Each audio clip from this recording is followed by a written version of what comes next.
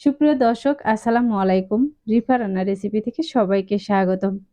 আজ আমি আপনাদের সাথে শেয়ার করব ছানা ছাড়া ছানার মতোই জিলাপি।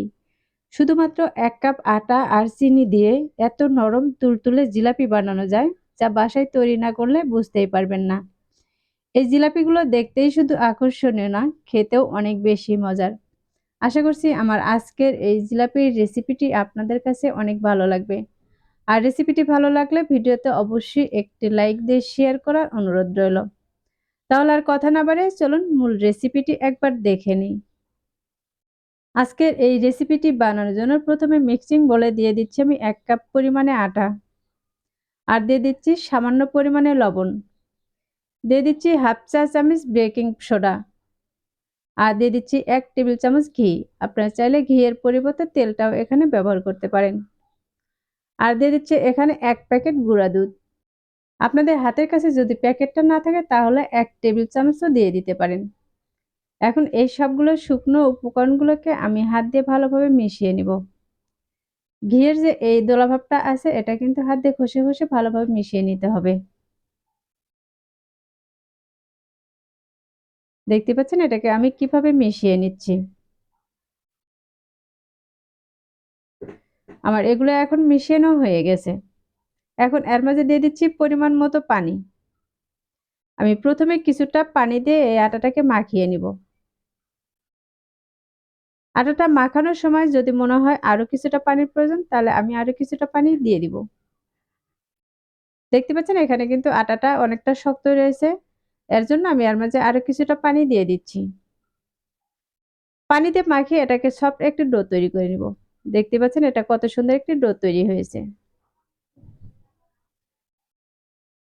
এখন এই ডো থেকে আমি ছোট ছোট করে লেচি কেটে নিব। যদি এরকম করে ছোট ছোট করে লেচি কেটে নেওয়া হয় তাহলে কিন্তু এই জিলাপিগুলো বানাতে সুবিধা হবে।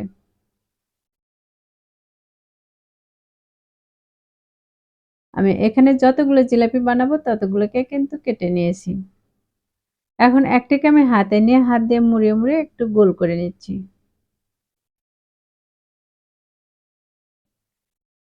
আমি এ পর্যায়ে এটাকে কিন্তু গোল করে নিয়েছি। এখন এটাকে বোর্ডে নিয়ে নিব।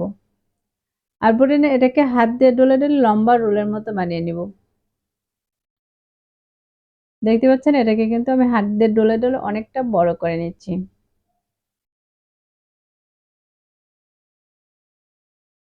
এখন আমি এক মাথা নিয়ে এরকম করে প্যাঁচ দিয়ে নিব।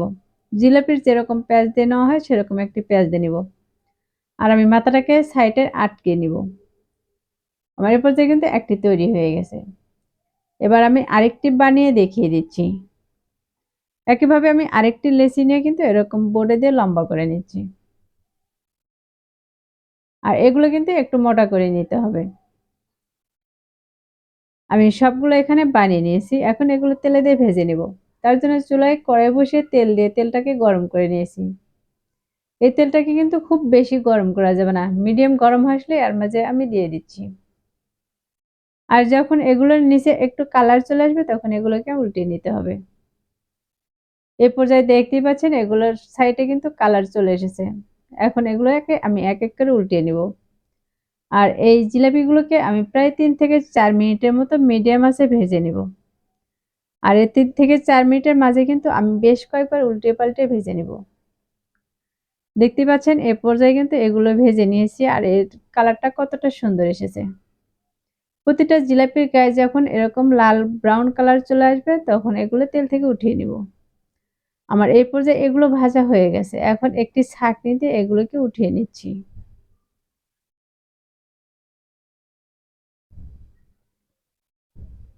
আমি সবগুলোকে প্লেটে উঠিয়ে নিচ্ছি।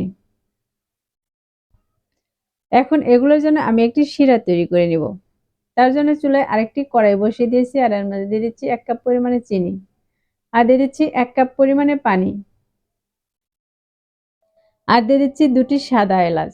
আর এলাচের মুখটাকে একটু ফেটে নেবেন। তাহলে এর ফ্লেভারটা খুবই সুন্দর আসবে।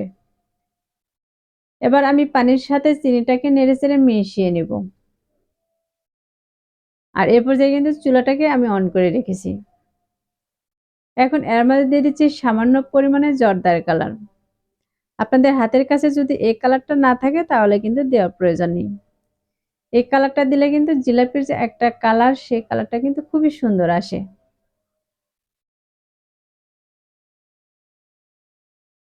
এখন চিনিটাকে নেড়েচেড়ে আমি একটু ঘন করে নিব।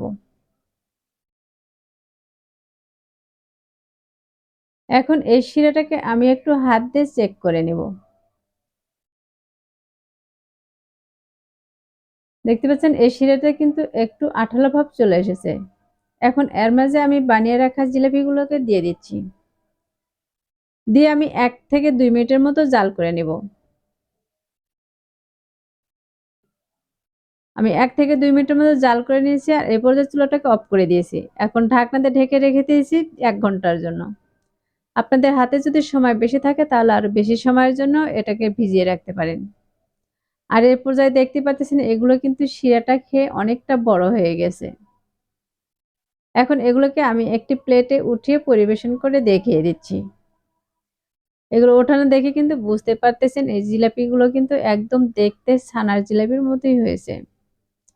এই জিলাপিগুলো দেখতেই শুধু সুন্দর না, এগুলো খেতেও কিন্তু অনেক মজার হয়। আশা করছি আমার আজকের এই রেসিপিটি আপনাদের কাছে অনেক ভালো লেগেছে আর সহজও লেগেছে। রেসিপিটি ভালো লাগলে ভিডিওতে অবশ্যই একটি লাইক দিয়ে শেয়ার করার অনুরোধ রইল। আর রেসিপিটি কেমন হয়েছে তা অবশ্যই কমেন্টে লিখে জানাবেন। আমার চ্যানেলটি এখনো সাবস্ক্রাইব করে না থাকলে চ্যানেলটি সাবস্ক্রাইব করার অনুরোধ রইল। তাহলে আজকের মতো এখানেই বিদায় নিচ্ছি। সবাই ভালো থাকবেন, সুস্থ থাকবেন। আল্লাহ হাফেজ।